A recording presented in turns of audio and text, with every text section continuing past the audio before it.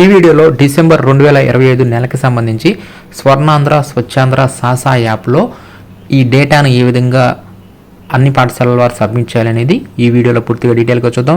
మనకి ఈ స్వర్ణాంధ్ర స్వచ్ఛాంధ్ర ఈ ప్రోగ్రామ్ అనేది ప్రతి నెల 3వ శనివారం జరుపుతారు కాబట్టి ఈసారి డిసెంబర్ 20వ తారీఖున మనం ఈ డేటాని సాసా యాప్లో సబ్మిట్ చేయాల్సి ఉంటుంది. ఇప్పుడు ఏ విధంగా ఈ సాసా యాప్లో సబ్మిట్ చేయాలనే చూద్దాం. ముందుగా సాసా యాప్ లేటెస్ట్ వెర్షన్ కొరకు మీరు గూగుల్లో అమరావతి టీచర్స్ అని చెప్పి సెర్చ్ చేయండి. అప్పుడు కనిపించిన amaravathiteacher.com సైట్ను ఓపెన్ చేయండి. ఈ సైట్ ఓపెన్ చేయగానే ఇక్కడ మీకు న్యూ లింక్స్లోనే స్వర్ణాంధ్ర స్వచ్ఛాంధ్ర సాసా యాప్ అని చెప్పి లింక్ ఉంటుంది. దీన్ని ఓపెన్ చేయండి. దీన్ని ఓపెన్ చేయగానే ఇక్కడ మీరు ఈ లింక్ ద్వారా మీరు సాసా యాప్ లేటెస్ట్ వెర్షన్ని ఇన్స్టాల్ చేసుకోవచ్చు. అదేవిధంగా డిసెంబర్ నెలకు సంబంధించి ఏమేమి యాక్టివిటీస్ ఉన్నాయో కూడా ఈ లింక్లోనే మీకు ఇక్కడ చివరిలో ఉంటుంది.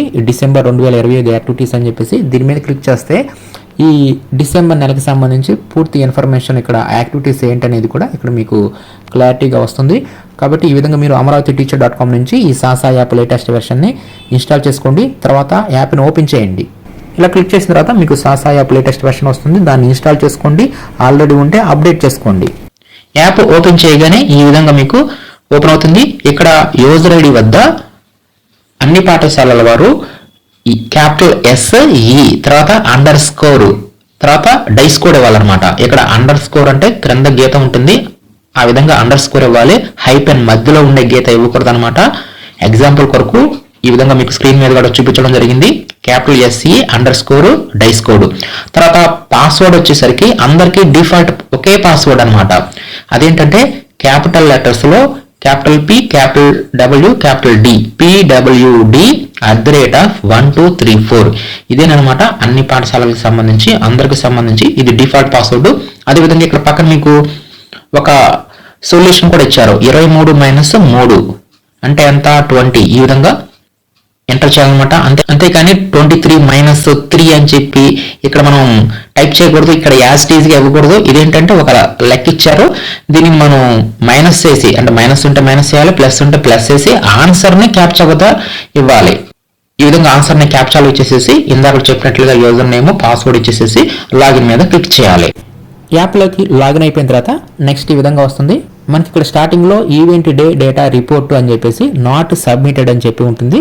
అంటే ఇంకా సబ్మిట్ చేయలేదని అర్థం. కాబట్టి ఇప్పుడు మనం సబ్మిట్ చేయడానికి కింద స్టార్ట్ సాసా యాక్టివిటీ ఉంది కదా, దీని మీద క్లిక్ చేయండి. దీని మీద క్లిక్ చేయగానే ఇక్కడ మనకి ఒక ఫామ్ అనేది ఓపెన్ అవుతుంది. మొత్తం 8 రకాల ఎస్/నో క్వశ్చన్స్ ఉంటాయి. అదేవిధంగా మనం ఇక్కడ కొన్ని ఫొటోస్ని కూడా ఇక్కడ మనం అప్లోడ్ చేయాలి. వీటిని ఏ విధంగా ఈ డేటాని సబ్మిట్ చేయాలనేది ఇప్పుడు చూద్దాం. ముందుగా ఫస్ట్ వచ్చేసరికి నంబర్ ఆఫ్ పార్టిసిపెంట్స్. ఇక్కడ నంబర్ ఆఫ్ పార్టిసిపెంట్స్ వద్ద మన పాఠశాలలో ఉన్న ఉపాధ్యాయులు విద్యార్థులు ఇంకా ఎవరైనా పాల్గొంటే వారందరి యొక్క టోటల్ నెంబర్ని ఇక్కడ మనం నంబర్ ఆఫ్ పార్టిసిపెంట్స్ వద్ద ఇస్తాము.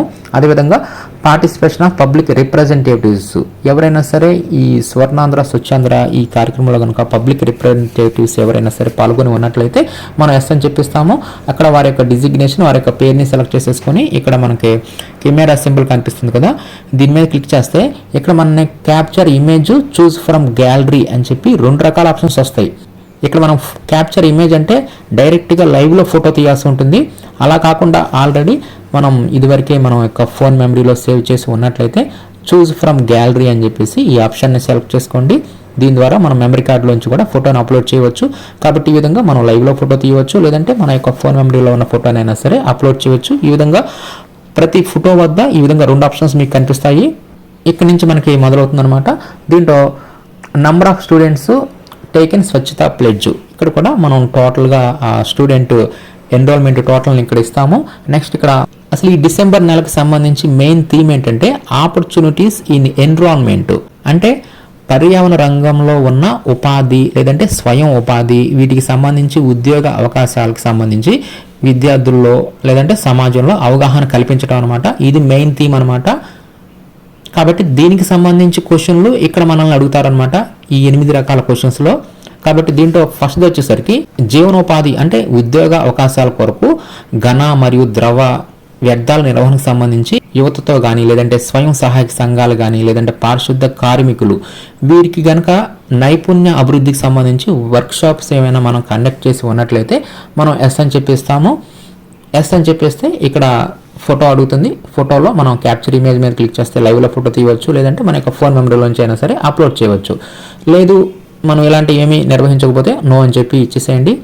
తర్వాత సెకండ్ వచ్చేసరికి రీసైకిల్ కానీ లేదంటే అప్ సైకిల్ కానీ ఈ విధంగా లేదంటే ఎకో ఫ్రెండ్లీ ప్రోడక్ట్ సంబంధించి కానీ మనం ఏవైనా ప్రదర్శనలు కానీ మనం ఎగ్జిబిషన్స్ని మనం నిర్వహించి ఉన్నట్లయితే ఈ ఎకో ఫ్రెండ్లీ ప్రోడక్ట్ సంబంధించి అప్పుడు మనం ఎస్ అని చెప్పిస్తాము, లేదంటే నో అని చెప్పి ఇచ్చేస్తాము. నెక్స్ట్ మూడో క్వశ్చన్ వచ్చేసరికి ఈ స్థానిక పర్యావరణ సవాళ్ళకి సంబంధించి పాలిటెక్నిక్ కానీ లేదంటే ఇంజనీరింగ్ కళాశాలతో ఏదైనా సహకారం ఏమైనా తీసుకున్నామా అని చెప్పి ఈ మూడో క్వశ్చన్ అనమాట. ఎస్ అయితే ఎస్ ఇస్తాము, లేదనుకుంటే నో అని చెప్పి ఇచ్చేస్తాము. అంటే ఇది పర్యావరణ సమస్యలకు సంబంధించి మనం కొలాబరేషన్ అనేది జరిగితే ఆ కళాశాలలతో అప్పుడు ఎస్ అని ఇస్తాము. నెక్స్ట్ ఫోర్త్ వచ్చేసరికి మెగా క్లీనప్ డ్రైవ్ అనమాట. దీన్ని మనం నిర్వహిస్తే ఎస్ అని చెప్పిస్తాము. ఇక్కడ ఎస్ అని చెప్పిస్తే లొకేషన్ అడుగుతుంది.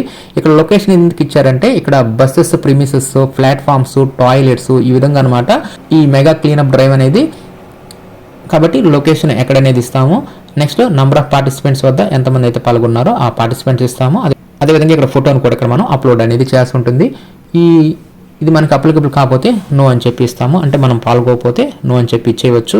నెక్స్ట్ ఐదోది వచ్చేసరికి బస్ స్టాండ్లు కానీ రైల్వే స్టేషన్లు కానీ లేదంటే ఏదైనా హోటల్ దగ్గర కానీ ఈ వ్యర్థాల విభజనకు సంబంధించి ఏమైనా అవగాహన ప్రచారం అనేది మనం నిర్వహిస్తే ఇక్కడ ఎస్ అని చెప్పి ఇస్తాము. ఇది కూడా అంతేనమాట. నంబర్ ఆఫ్ షాప్స్ రీచ్డ్ లేకపోతే నో అని చెప్పి ఇచ్చేస్తాము. ఇక్కడ నంబర్ ఆఫ్ షాప్స్ రీచ్డ్ అంటే మనం ఎన్ని అవగాహన కార్యక్రమాలు అయితే నిర్వహించామో ఆ నంబరింగ్ ఇస్తాము.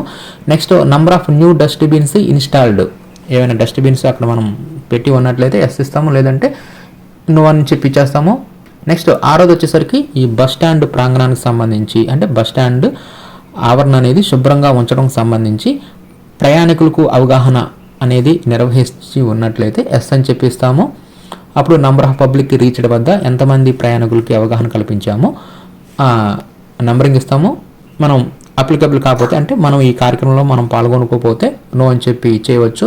నెక్స్ట్ ఏడోది వచ్చేసరికి బస్ స్టాండ్లు కానీ రైల్వే స్టేషన్లో కానీ ఏమైనా కొత్తవి వాటర్ డిస్పెన్సర్స్ ఏమైనా ఏర్పాటు చేయబడితే మనం ఎస్ అని చెప్పి ఇస్తాము, లేకపోతే నో అని చెప్పి ఇచ్చేస్తాము. ఇక్కడ ఎస్ అని చెప్పి ఇస్తే నంబర్ ఆఫ్ యూనిట్స్ ఇన్స్టాల్డ్ అని చెప్పి అడుగుతుంది. మనకు అప్లికబుల్ కాకపోతే మనం పాల్గొనకపోతే నో అని చెప్పి ఇచ్చేస్తాము.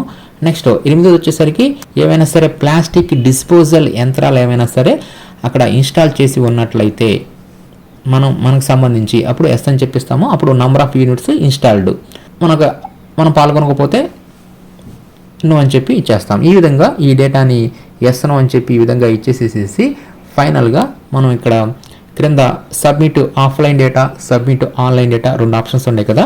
వీటిలో మనం సబ్మిట్ ఆన్లైన్ డేటా ఆప్షన్ మీద మాత్రమే క్లిక్ చేసేసి ఈ డేటాను ఆన్లైన్లో సబ్మిట్ చేయాలి.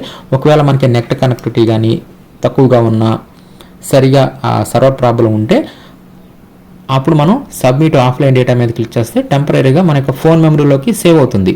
తర్వాత నెట్ కనెక్టివిటీ కానీ తర్వాత సర్వర్ ప్రాబ్లం కానీ క్లియర్ అయిపోయిన తర్వాత అప్పుడు మరలా కంపల్సరీగా సబ్మిట్ ఆన్లైన్ డేటా మీద క్లిక్ చేస్తూ ఉంటుంది. కాబట్టి ముందు మనం సబ్మిట్ ఆన్లైన్ డేటా మీద క్లిక్ చేయాలి. ఏవైనా ప్రాబ్లమ్స్ ఉండి సబ్మిట్ కాకపోతేనే ఆఫ్లైన్ డేటా ఆప్షన్ క్లిక్ చేయాలి. ఈ విధంగా ఈ స్వర్ణాంధ్ర స్వచ్ఛాంధ్ర సాసా యాప్లో అన్ని పాఠశాలల వారు డిసెంబర్ 20వ తారీఖున ఈ విధంగా డేటాని సబ్మిట్ అనేది చేస్తుంటుంది.